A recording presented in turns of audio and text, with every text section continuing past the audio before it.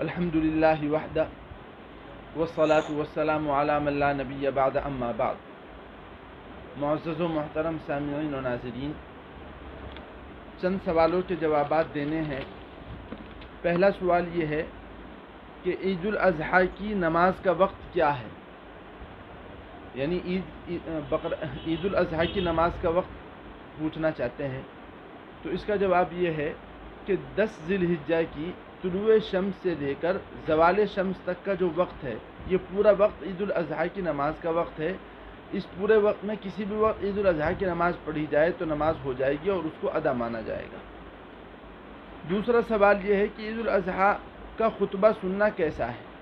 تو جس طریقے سے عید الفطر کا خطبہ سننا واجب ہے، اسی طریقے سے عید الاضحیٰ کا خطبہ سننا بھی واجب ہے۔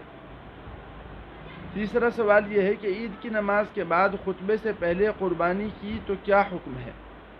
یعنی اگر کوئی شخص عید کی نماز پڑھے اور امام خطبہ دینے سے پہلے جو ہے وہ کوئی شخص قربانی کر لیتا ہے تو یہ قربانی درست ہوگی یا درست نہیں ہوگی؟ تو فقہا نے لکھا ہے کہ اگر عید کی نماز کے بعد خطبے سے پہلے کوئی شخص قربانی کرتا ہے تو اس کی قربانی درست ہو جائے گی، لیکن پسندیدہ بات یہ ہے کہ انسان پہلے خطبہ سنے، خطبہ سننے کے بعد پھر قربانی کرے، یہ زیادہ پسندیدہ بات ہے۔ ایک سوال پھر یہ ہے جو آخری سوال ہے کہ امام بغیر وضو نماز عید پڑھا دے تو قربانی کا کیا حکم ہے؟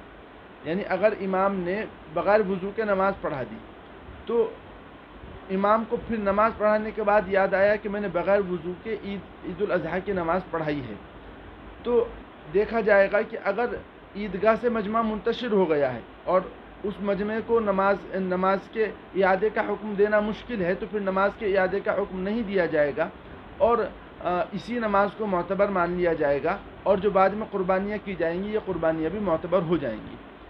لیکن اگر امام کو یاد آیا اس حال میں کہ ابھی لوگ منتشر نہیں ہوئے تو امام لوگوں کو نماز کے اعادے کا حکم دے گا اور نماز کا اعادہ کیا جائے گا۔